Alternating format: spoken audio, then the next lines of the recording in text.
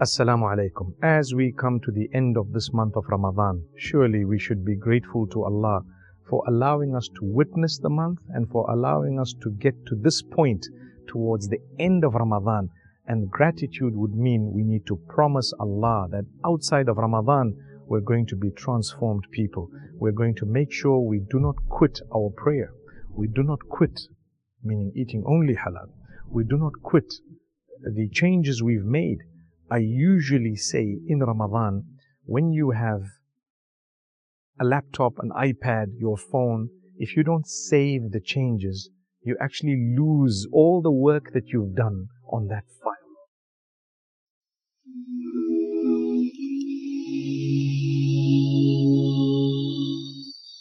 So we've worked for the whole month on this beautiful file. Before you exit, before you turn your laptop to the side or you close it or you put your iPad away, save the changes so that you know that I have achieved.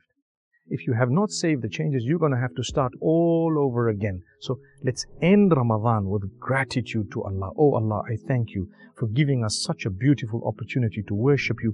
Accept from us the Qur'an that we read, every letter. Multiply the reward for us. Accept from us the forgiveness that we sought. Accept from us the changes we made to our dress code.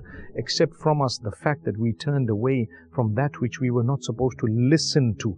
Accept from us the fact that we heard more of the Qur'an. We read and recited and we listened and we repeated and we tried and we expanded our knowledge. Accept from us all that effort. Have mercy on us.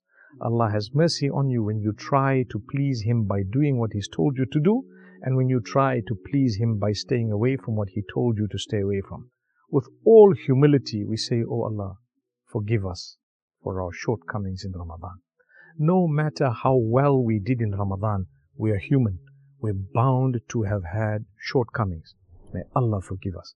The little temper you might have had, sometimes you might have done something, said something, you may have overlooked something, you might have overslept. It happens in Ramadan, usually once in Ramadan. Many families complain, we missed suhoor.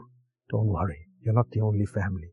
A lot of families go through that. One suhoor, usually you do miss. It's just Allah's way, or it's just a human thing actually, of testing us. Allah's way of testing us to say, it may happen, you're a human, you might sleep over something. Nonetheless, we tried our best, oh Allah, forgive us, accept it from us. You know, when Ibrahim alayhi salam and his son Ismail built the Kaaba, they did it upon the instruction of Allah. And when they were done and they worshipped Allah, one of the qualities of Ibrahim alayhi salam, he always said, Oh Allah, accept it from us and forgive our shortcomings. رَبَّنَا تَقَبَّلْ مِنَّا إِنَّكَ أَنْتَ السَّمِيعُ الْعَلِيمُ وَتُبْ عَلَيْنَا إِنَّكَ أَنْتَ التَّوَّابُ الرَّحِيمُ. Look at the combination of the two.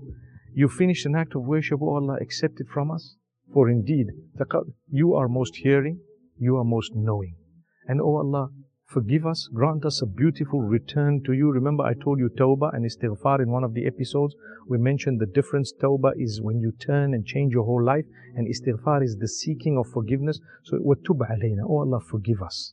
Forgive us and grant us a good return to you, to your way. Keep us steadfast. Tub alayna, tub.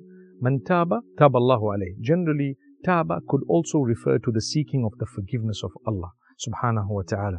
So, tub alayna.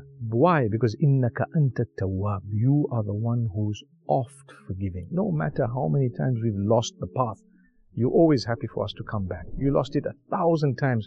For as long as you came back 1,001 times, you're good to go. Alhamdulillah. So always, whenever you've faltered, seek the forgiveness of Allah. Oh Allah, we seek your forgiveness for not being able to do as much as we should have done during this month of Ramadan. The little that we've done, multiply the reward for us and grant us a beautiful day of Eid.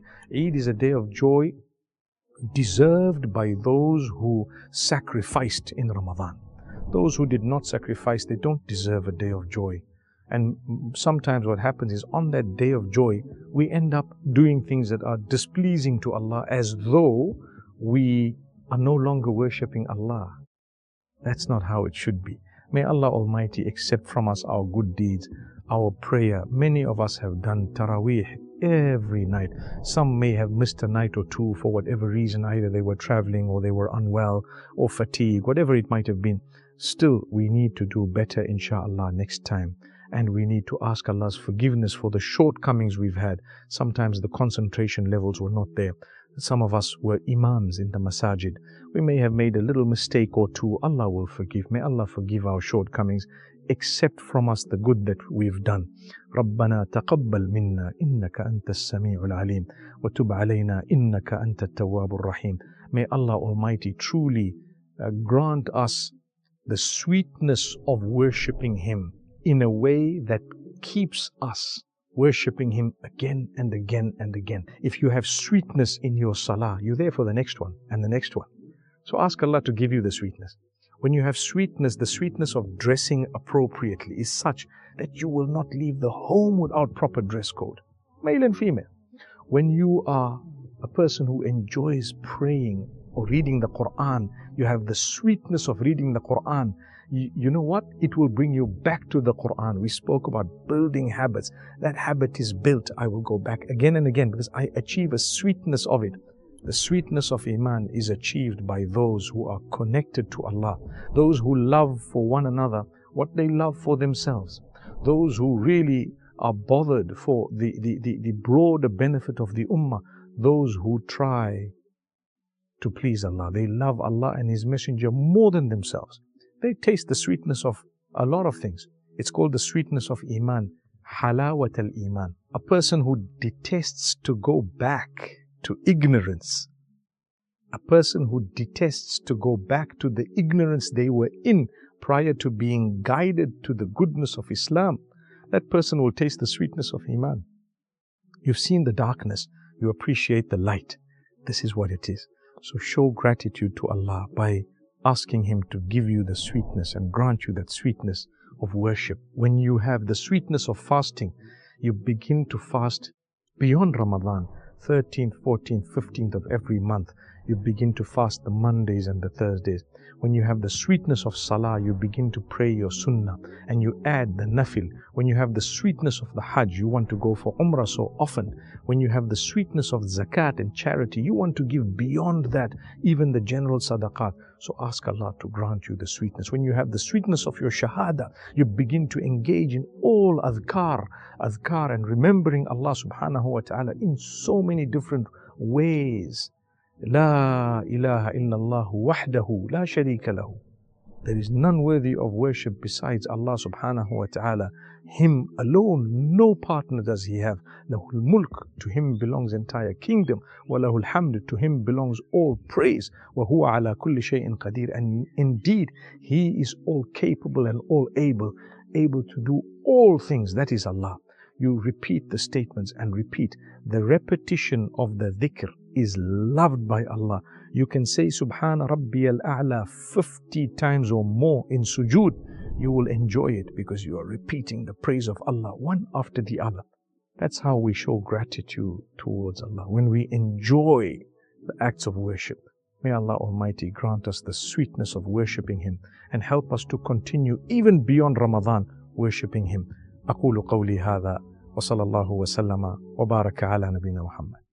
قل يا عبادي الذين أسرفوا على